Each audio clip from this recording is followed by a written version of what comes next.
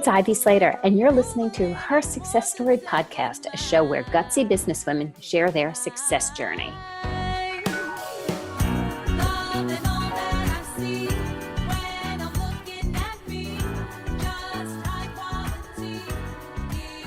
Hi, I'm Ivy Slater. Welcome to today's episode of Her Success Story.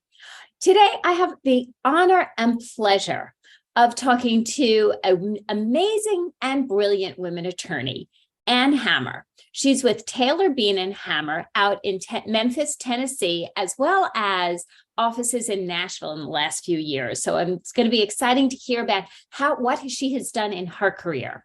Ann focuses her legal practice on divorce, high asset, high conflict cases. She truly believes that divorce should be handled with professionalism, discretion, and works to diffuse destructive and expensive tactics and overly aggressive opposing counsel. Anne comes to this from a big place of heart. She has raised two kids as a single mom herself, and it's taught her many, many life lessons that I look forward to chatting with Anne today and hearing a little bit about the professional and the personal of how you've navigated this all. Welcome. Thank you, Ivy. I'm excited to be here.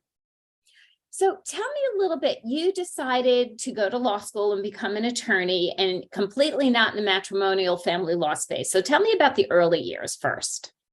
That's right. My early years, when I got out of undergrad, I went to work for a corporation in Nashville that managed prisons. And I worked in the corporate office there for 4 years. And I noticed that the women working in the legal department there got the most respect of any of the women working at that company. And I thought that's what I'm going to do. That's going to be my path. And I wanted to practice corporate law of some sort. And I did. After I graduated from law school at NYU, I went back to Nashville and I worked for a big firm, Bass, Berry & Sims. And I practiced corporate law for a little while and then went into corporate litigation. So complex commercial litigation, big cases with 10 lawyers on them, and that lasted for years and years. And I did that for almost 5 years, and I really hated every minute of that.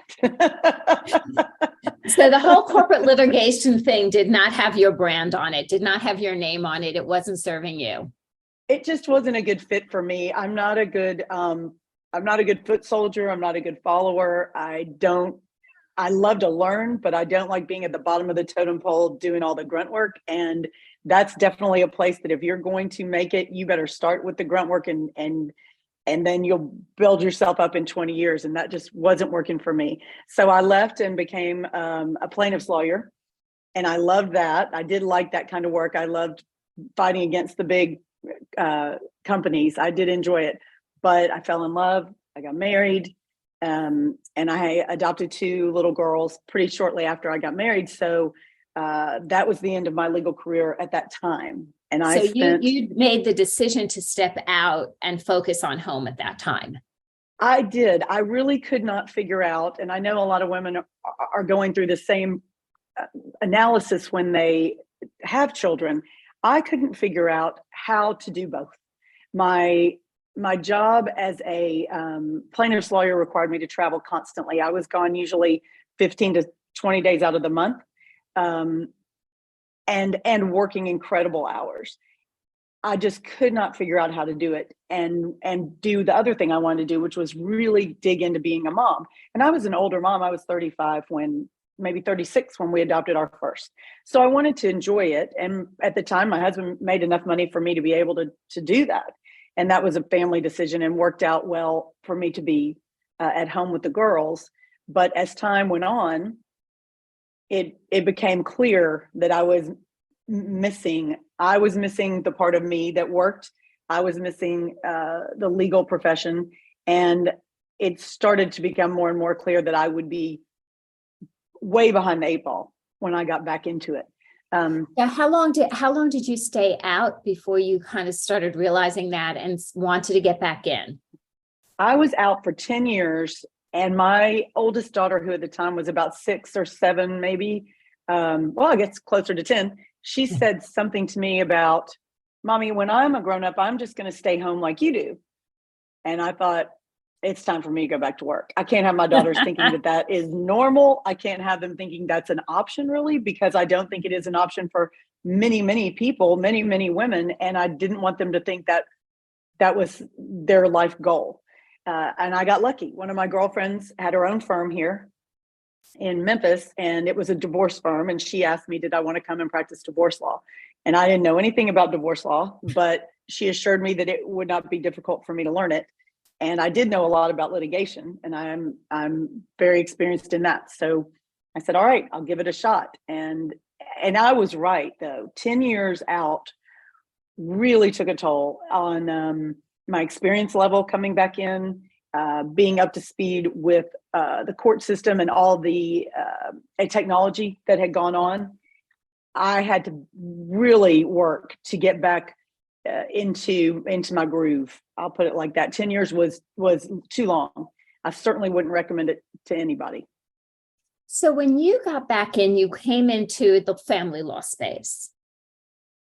Yes, I came into family law, and I turned out I just loved it. I really liked dealing directly with people as opposed to big companies and big corporations.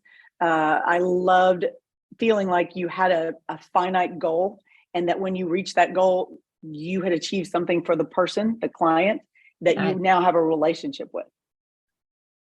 That really. And did your background in litigation, how did that, even though it was a few years back, was that an asset? Did it give you a leg to stand on? Because so many people are hesitant, and they say, and I'm going to be honest, because that's the way I roll.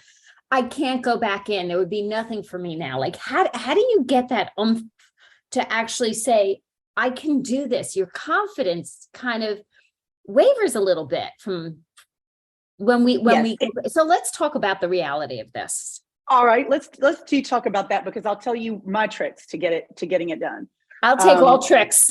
I did get back in, and I'm lucky to have a lot of women friends in the workplace who were, I would say, mentoring me a little bit about how their careers had transpired, even though they weren't in the legal field. The best advice I can give to anybody is retrain. Just retrain. Okay. I took as many CLEs, those are our continuing legal education credits, that I could. I took a special 10-day trial school that I went back and honed my family law skills and my trial skills at the same time. And it took 10 days out of town, away from my family. It was expensive, but it was completely worth it. It was just a huge refresher course for me in how to take a lawsuit from beginning to end. And I would recommend that all sorts of continuing education in your field, go ahead, keep up with it while you're not working. Okay. But number two, when you jump back in, there's going to be that opportunity for you. I mean, Harvard, MIT, all these great schools are offering classes online that we can just take and get back up to speed. So what are the young kids coming out and learning? Nothing beats experience. So yes, I lost 10 years of experience, but I already had 10 years more life experience. So if someone's coming to me, looking at me, or they're looking at someone 10 years younger than me and saying, I want you to handle my divorce, already with just 10 more years as a married person with kids, I had life experience that was very valuable in the job I had chosen. And relatable to the issues that your clients are showing up with. 100%. And I would also say that after I'd worked another 10, maybe it was more like 8 years. It's when my husband told me he wanted a divorce. And I thought, wow, I thought I've been doing such a great job as a divorce lawyer all this time. But once I got divorced, changed everything for me. I really understood what my clients were going through. I was much more sympathetic. I was much more able to anticipate their fears, their concerns, and address them in court, address them directly with the clients. It just changed my whole perspective, made me a way better attorney. So something I would say probably the most horrible experience of my entire life was my divorce. Turned out to be the most valuable experience with regard to my career. Interesting, and not always easily said. I have to be honest with you, and I appreciate your transparency there. Picking yourself up building back a career, and then not that long after starting to build back life as a single woman and a single mom. In your bio, I shared, and Anne has gone on, she's open to she now practices in 2 different cities and is building. That's like going from, planting zero seeds to 100. Yeah, I was going to say planting seeds to having like an English garden for the last 100 years. Well, I'll tell you, I'm real competitive, and I'm most competitive with myself. But when I got divorced and I started looking around at the people who had been really pushing their careers and working hard, and primarily they were men colleagues that I had worked with before. And I saw these guys are my age with my same credentials, my same background, my same skill set, but they're owning their own firms or they're senior partners now. Yeah. I just looked at those guys and I thought, I can do that. Just give me a minute. But it takes a minute and you have to be going at it like a G6. I mean, you can't just sit back and let the world come to you. If you want to achieve all that with that, having taken the time off like I did, you have to push really hard. And that's what I did. I wanted it and I knew I could do it. I didn't feel afraid. I looked at all those people and I thought, I have the same talents as you and the same brains. I know I can do this. How? I read a lot of, and I still read a lot of business books to teach me how to work on my own law firm, my own practice, how to scale, how to market, things that I didn't take in undergrad and I didn't take in law school. They don't have a marketing class in law school, I can assure you. But you can catch up on all that and learn all that. All that information's out there, but we have to go get it. And you do have to download it, and you have to download it pretty quickly if you're wanting to catch up. And I think that's well said. And you went on, and let's call a spade. You went on to not just build a book of business, but you went on to build a firm and open a second in a second city. So where did that, you say you're ambitious, you say you're competitive, and I appreciate that. Okay. And because I am not competitive by nature with others, but damn am I self-competitive. And I think, a lot of people don't get the self-competitive piece. They get people who are, oh yeah, you're competitive. You want to win. It's like, I don't care about anybody else. I'm looking to, if I've raised the bar, to 10, okay, how am I getting to 15 or 20? Exactly. That's exactly how I felt. And I will say I was so lucky with relationships.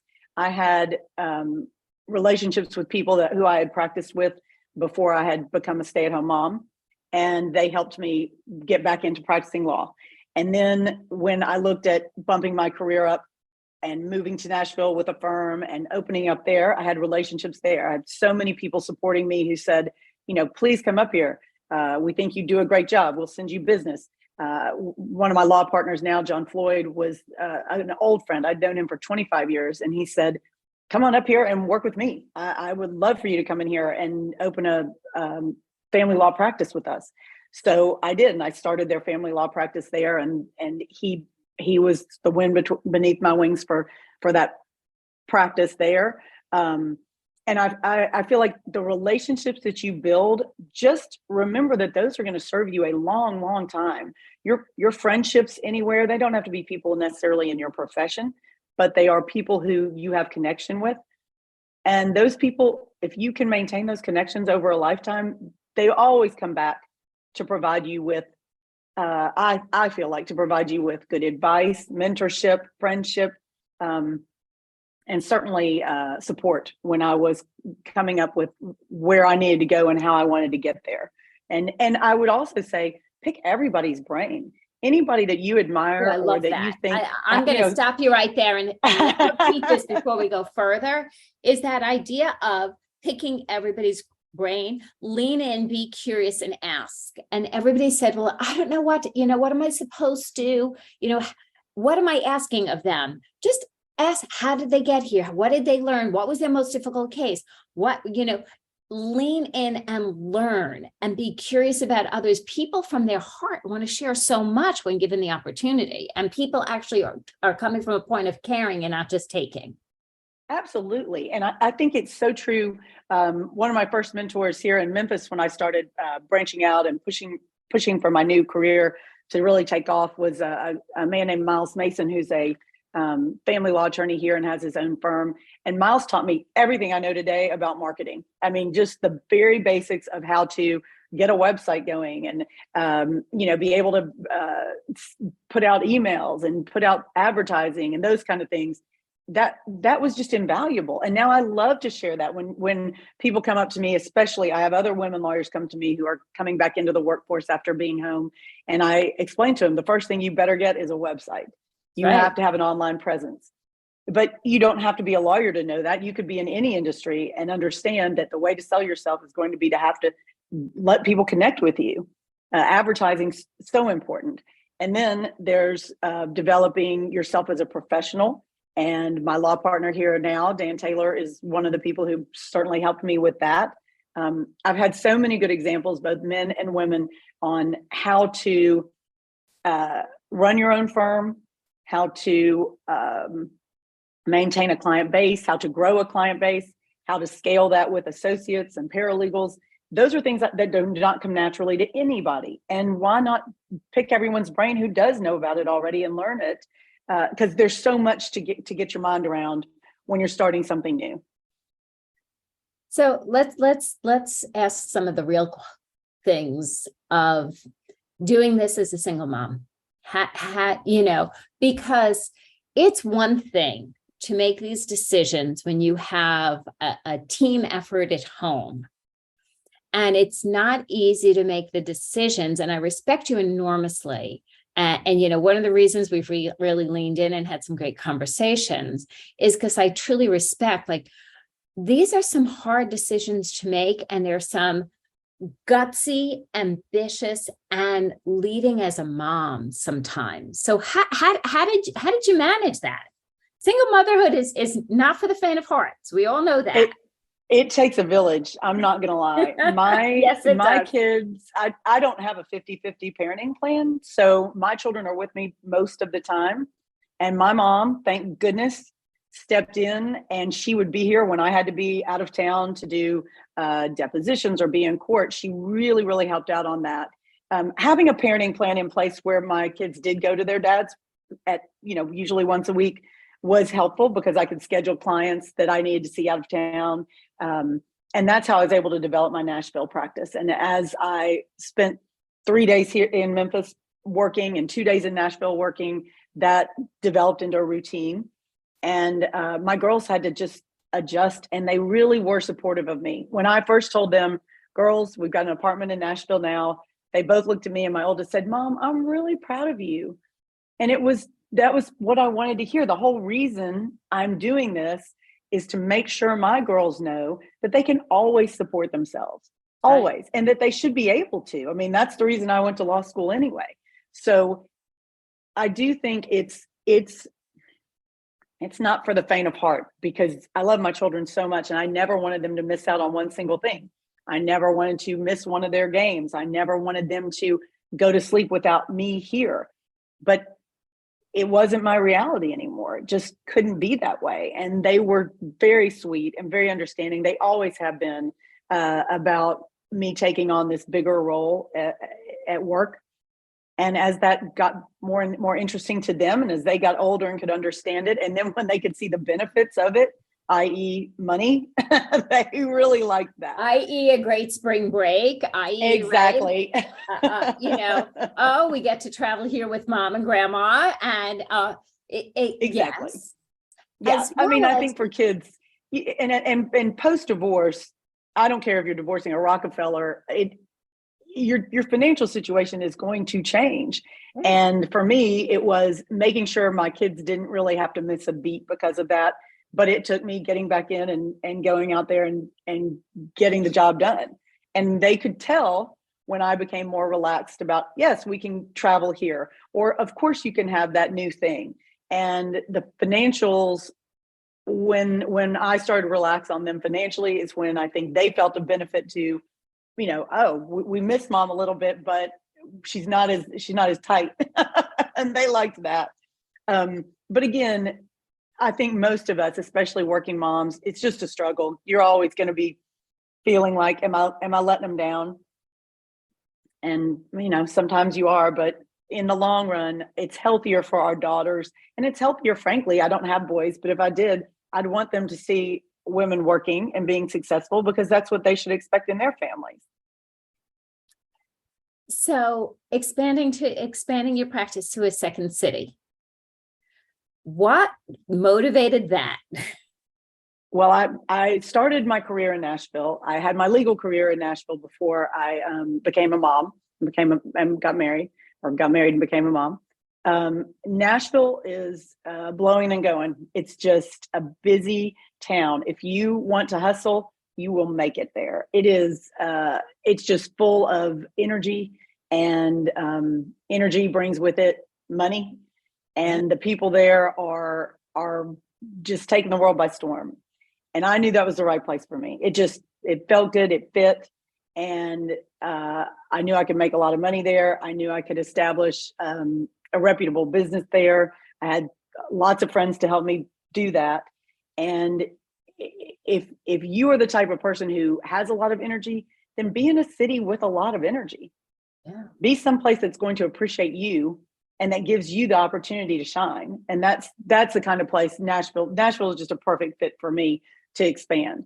But with that said, you have to work at it, and you have to spend money to make money, and you have to advertise, and you have to get out there and know people. You can't just, put out a website and hang out a shingle and hope somebody's coming in your door. So again, if you're willing to hustle, if you are willing to get in there and do the hard work, a city like that's going to reward you for sure. But you got to put in the legwork. So what's your vision for yourself for the future? Where do you see yourself going? What's next for you? Oh, I think next for me would be to grow the firm. I'd like to get some associates in. It's just getting so big. And one of the things I really pride myself on is giving my clients a lot of personal attention. They all have my cell number. They can text me on the weekends. They can call me on the weekends, and they do.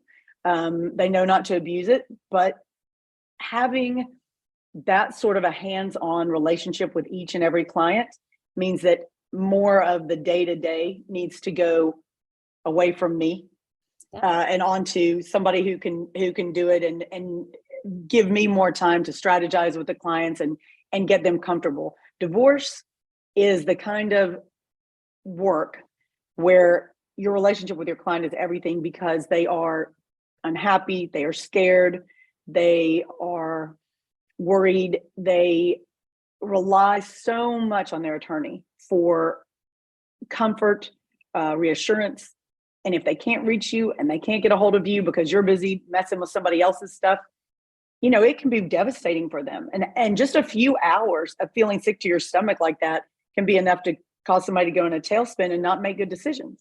So for me, I think the growth you're going to see, or my firm's going to see in the next few years, will be adding some associates in and just sort of expanding so that there's a system that takes care of the clients at the basic level, while I take care of them at the more emotional, intellectual, and strategic level. Well, I happen to love that. And number one, I love a great plan. I love good systems and procedures. And it is my joy to bring your story to light a little bit, because it is a story of showing of we can go back in. Just because we stopped, it hasn't stopped us. And leaning in and seeing what is possibility and what could be followed through with actions, and is such a great piece out there. So you have a book coming out later this year. Let's talk about that for a moment. I do have a book coming out later this year, and I'm so excited about it because no one that I have read has really spoken to me, at least when I was going through my divorce. There wasn't something out there that really spoke to me about how great it was going to be after, and what opportunities were going to be out there. And also, I think what my book's going to do, I hope what it does, is empower the people going through a divorce with, and it sounds boring, but it's so necessary, forms that they can fill out that give them an understanding of their financial picture, a good exposition of the law on marital property, so they understand what are they going to be walking away with. And what I've noticed with my clients, they come to me a lot with misconceptions, and it's because they've heard such and such from a friend. Their friend may have been married to, as I said, a Rockefeller, or their friend may be the one paying alimony. A lot of my clients just don't understand why, if I've got 3 kids, is my child support this high? There's so many questions they have. And I think the right book will not just address their need to know about how the process of divorce works and how litigation works in the divorce context, but also the post-divorce life. How are we going to build that? And what is all this information that we want to get from our clients about their money, about their parenting, about their desires, all has to do with what do they want their life to look like after the divorce. So hopefully my book will enable them to start realizing and imagining all that while they work through it and while they read through it. And then it will give them something to talk to their lawyer about, so they can bring, a more, they'll have a deeper understanding when they do ask their lawyer questions of what's really going on in their specific case. I love that. Well, Anne, thank you so much. Let's one last question. Women who have started a career and then taken a pause, what would be the one thing that you might give them as a piece of advice? And I just completely throw you under. Just listeners, just so you know, I never prepped Anne for this. She never got this question in an email, in a prep sheet. This was 100% right off the cuff. I would say two pieces of advice. One, don't wait. Go back as soon as you think you can. Just don't wait. The world's moving way too fast technologically right now for us to take too much time off. And there is ageism out there. So I would say get back in as soon as you can. And my second piece of advice is be brave. Just be brave. Just dig deep and go do it. You can do it. It's not as complicated or as difficult as you think. You just got to get your feet wet. It's like jumping in. Jump in, you'll swim, just maybe not so fast right at first, but you will not drown. And as you float and get used to it, you're going to do it fine. You're going to do it fine. You will. Absolutely. I think that is a fabulous, just ladies and gentlemen, just jump in. Take that deep breath, jump in, and know you're going to be fine. You just need to get started.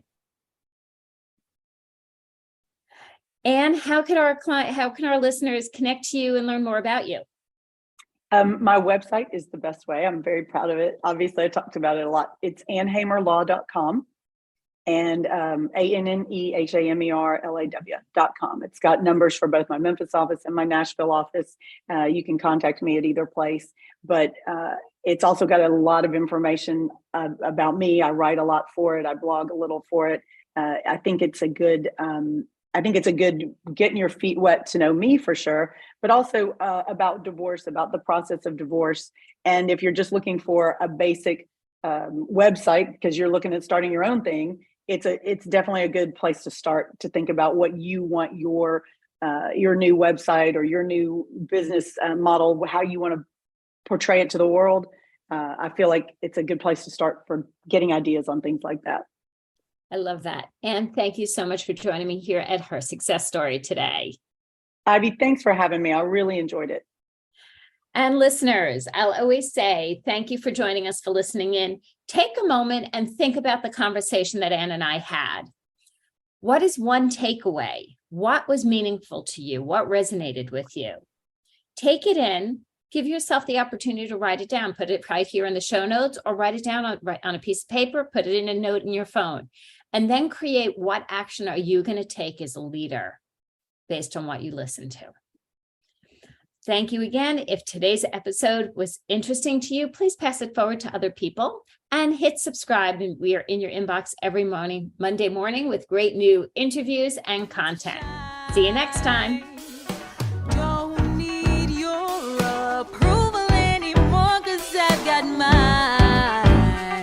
mine.